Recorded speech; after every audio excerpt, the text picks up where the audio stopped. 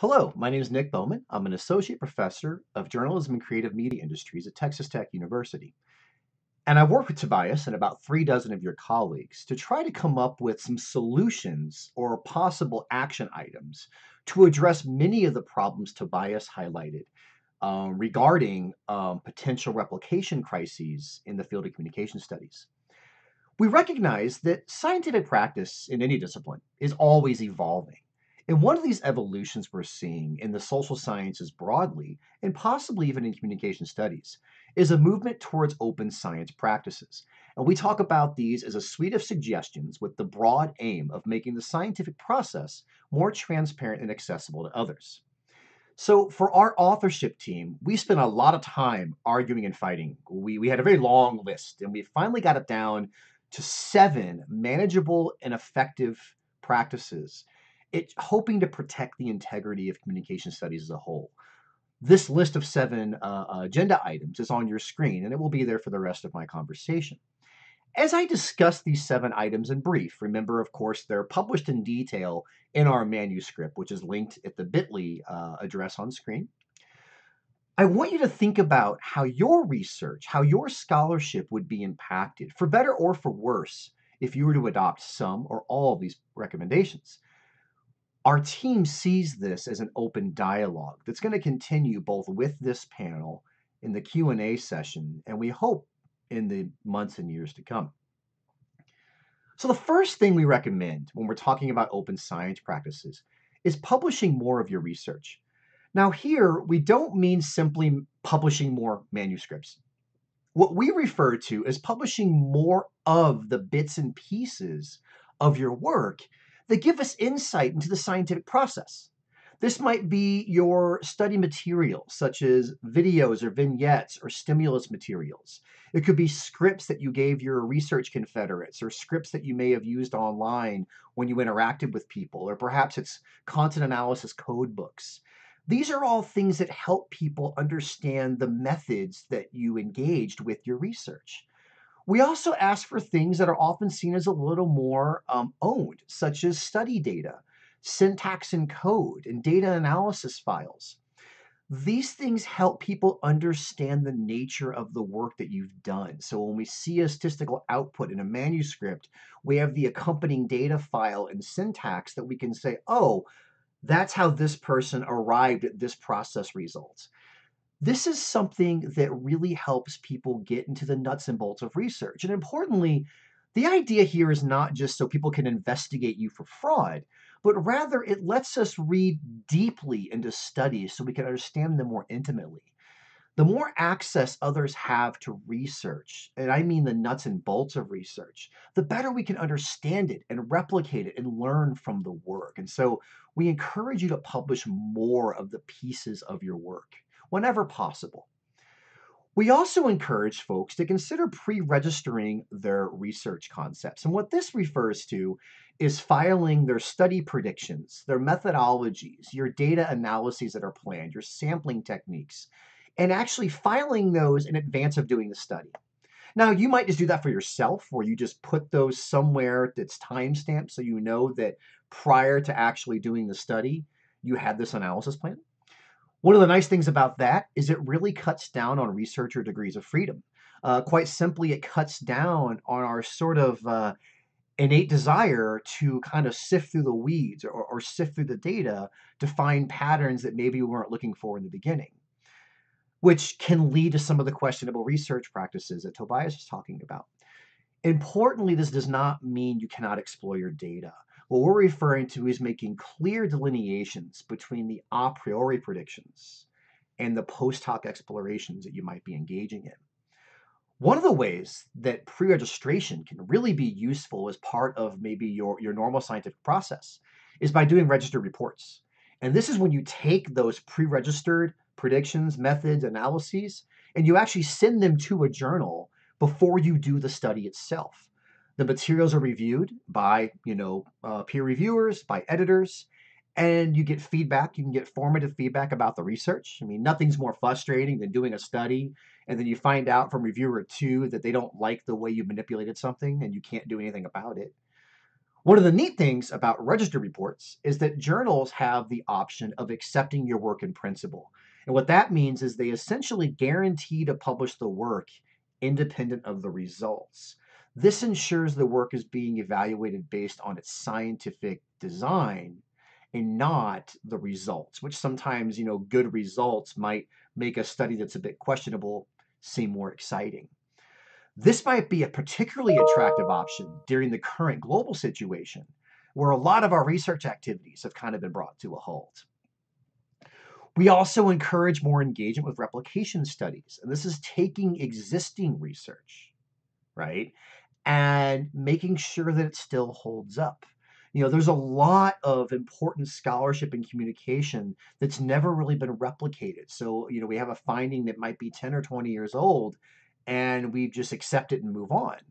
And we want to know if that scholarship still holds up over time, right? We want to know if maybe there's been important changes in a phenomenon that might lead us to expect that that finding would not replicate over time. Um, Basically, we're asking folks to question what we think we already know. And again, here, it's not attacking our colleagues for doing research and being suspicious of it holding up. It's more that, science evolves, and we want to make sure that we're evolving on a tough foundation, on a strong foundation. Replication projects can be really attractive work for graduate student projects, especially when you're training or you yourself are going through training where you're still learning some of the basics of research. Because in a replication project, of course, a lot of those basics are already established for you. And it's an opportunity to kind of practice doing the work before having to craft an entire project to the side. So we definitely encourage individuals to reconsider the importance of replications, whether those are directly replicating somebody's methods or replicating them in different contexts and things of this nature. You'll notice that collaboration is our fourth agenda item. And here it might seem a bit weird that collaboration would be an open science practice. And one of the reasons that we argue it could be is that collaborations do a couple of things for us. First, they allow us to have, different shareholders who can be checking our work and going back and forth. They allow us the ability to do almost immediate planned replications, right? If you do a study in one location, you can now take that study and put it in several different locations to see if your findings are holding up. They also allow us to pool our resources to combat some of the issues with underpowered studies that we often have in a field like communication studies, which doesn't typically have very strong expected effect sizes. And so we encourage folks to work in teams to see if they can't counteract some of the weaknesses Tobias mentioned earlier. Some of the resistance to open science practices really comes from a lack of training. In fact, the majority of the authors on this manuscript received no formal training in open science practices. We learned it by listening to other folks talk about it, reading editorials, hearing about it through, news coverage and things like this. And we might need to open ourselves up to some, continued learning. And this goes for your entry-level graduate students and early career scholars to your established scholars and editors like myself who had to grapple with open science as I started reviewing manuscripts for publication. Our manuscript provides several of these open access resources, and we would definitely encourage you. And just as a reminder, we're always learning new theory and new methods and new ways of gathering and analyzing data. And open science really shouldn't be any different in terms of, evolving our norms and improving our science as we go along. For number 6, we're really speaking to journals to adopt the transparency and openness promotion guidelines. This is an encouragement on the behalf of journals to take a leading role in encouraging and assisting scholars to engage open science practices. We recognize that publications are one of the gold currencies of science. So if the journals are there to help us work through these issues, whether it's by incentivizing open science manuscripts or whether it's by providing the open science spaces or the training itself, One of the ways the journals can do this is they can also calibrate the open science practices relative to their field, right? So some disciplines and some disciplines may naturally not be very well equipped for example, sharing sensitive data, but the journals in those fields can help make those calibration points. And our general concept here is if we work with the journals to encourage open science practices, that naturally trickles down to the scientists publishing in those journals. And on that note, our seventh point is to also speak to academic associations, tenure and promotion committees, grant authorities, individuals who have hiring, responsibilities should also take a role in recognizing the value of open science and recognizing that it's something that should be celebrated or at least encouraged. We've heard people talk about how they're worried about publishing too much of their research because it might hurt their tenure cases or they don't want to be attacked and things of this nature.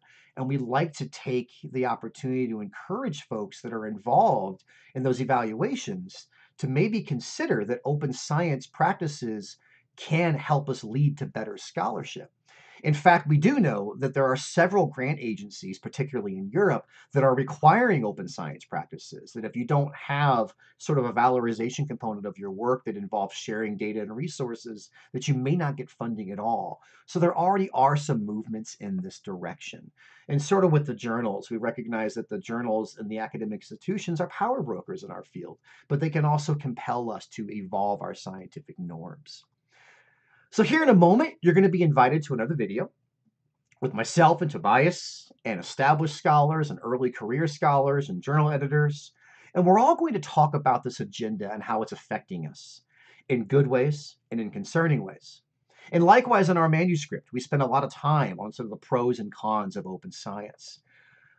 We recognize that there are substantial implications for some of the things we're suggesting, and we want to talk more soberly about those recommendations. But we do contend, after a lot of debate with, again, myself and Tobias and about 3 dozen of your colleagues, scientific norms must always evolve if we want to ensure that the work we do today holds value tomorrow. So thank you for listening, and I'll see you online.